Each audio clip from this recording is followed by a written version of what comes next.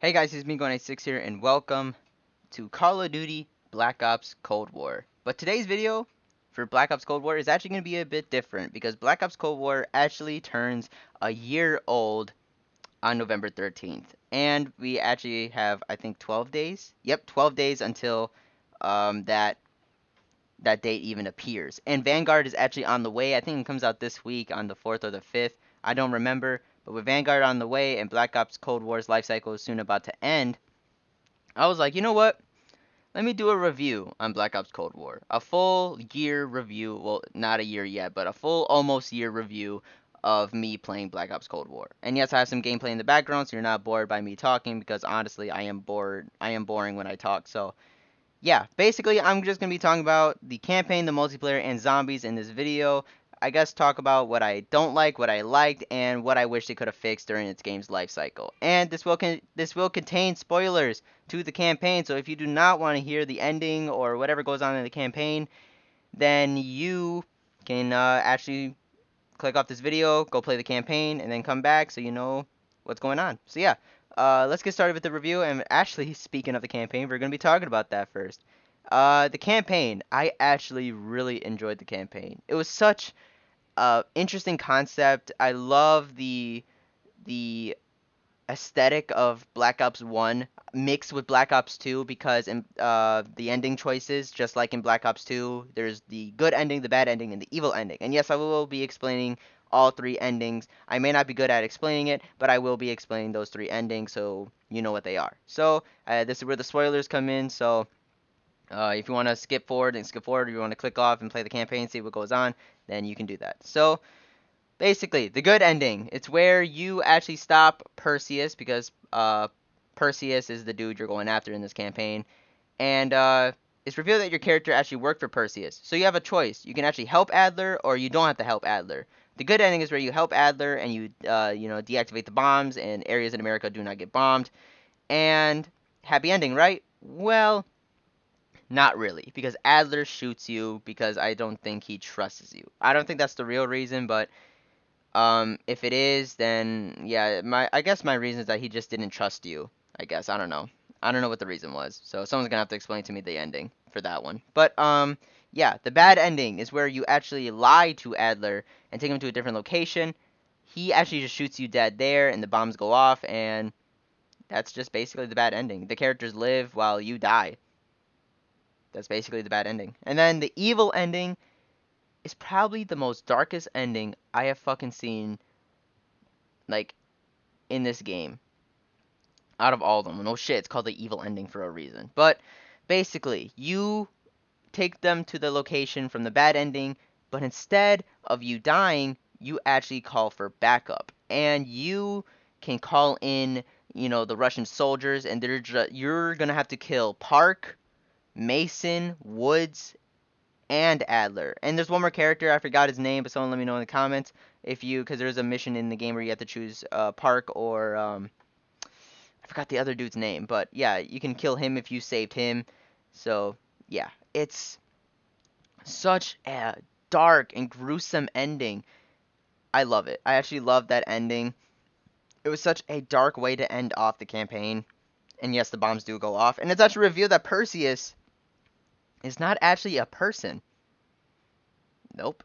It's a whole it's a whole group of people. It's because in the end of the campaign he says he's like typical. They think Perseus was just one man. Nope, Perseus is an entire group of people. It's not just one guy.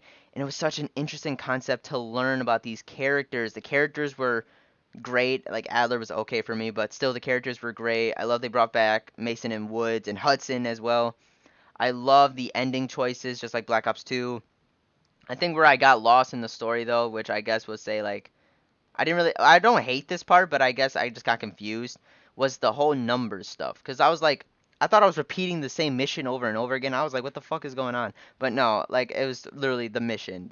You literally just kept repeating, and it kind of got annoying. So, still, I guess that part's the only part I didn't really, like, fully enjoy, but I didn't hate it. So, in the end, I give this, out of 10, I give the campaign an 8. I really enjoyed the campaign, and I recommend you play it. So, the multiplayer. Now, this is where things are going to go, like, spiral, I guess. So, the multiplayer. basically, it's a hit or miss for me.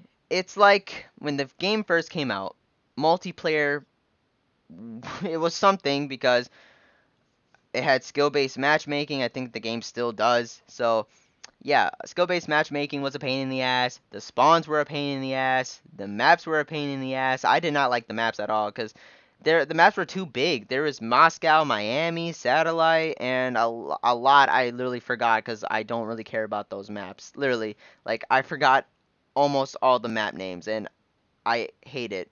I almost hated like every single map that came out for that was released with that game. So yeah, those were like misses for me. But then as soon multiplayer like progressed throughout the seasons and they started adding new maps and even some old maps from Black Ops 2, like Raid, Standoff, Hijacked, and Nuketown. They continued it with Nuketown 84, which I thought was an amazing ad. I love Nuketown 84. It was such an interesting concept of where this multiplayer was trying to go. The camel grind as well wasn't so bad, but it wasn't so fun either because of the challenges and just because of the overall like difficulty of some of the challenges, like the what is it? The point blanks were annoying, the cover kills were annoying. Like the detective kills, I didn't really have a problem with, but sometimes you just don't get enough kills, and you just feel like you just wasted your time on this. So yeah, I guess what I liked about the multiplayer was again I love the returns of the old maps like Hijack, Nuketown, Standoff, Hijack. I think I said Hijack like twice. What? Yeah, but you get what I'm trying to say. And I love the Halloween event we got for this season, which was actually recent because they added Ghostface and also a character from a movie I watched recently, which is also one of my favorite movies of all time, Donnie Darko. And I love the events they did, like with there you can get some weapons and you can get some like some really cool stuff.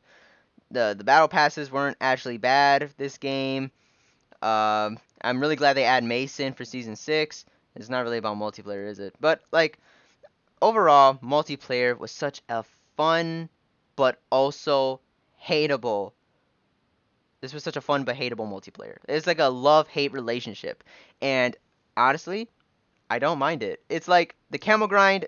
It's actually fun once you get used to it. It's like you get one gun gold, then you get diamond, and then you're basically like, okay, no, let me get this one. And then you're basically just used to the fucking challenges at this point. Because I literally got diamond snipers and diamond assault rifles, and soon to be diamond pistols and shotguns literally right after diamond tactical rifles. And yeah, basically that the camel grind were fun. The weapons were fun to use, even though some of them were overpowered as shit when they first came out. And again, the maps, like the returning maps and Nuketown, I just love playing on those maps. I had a love-hate relationship with this multiplayer.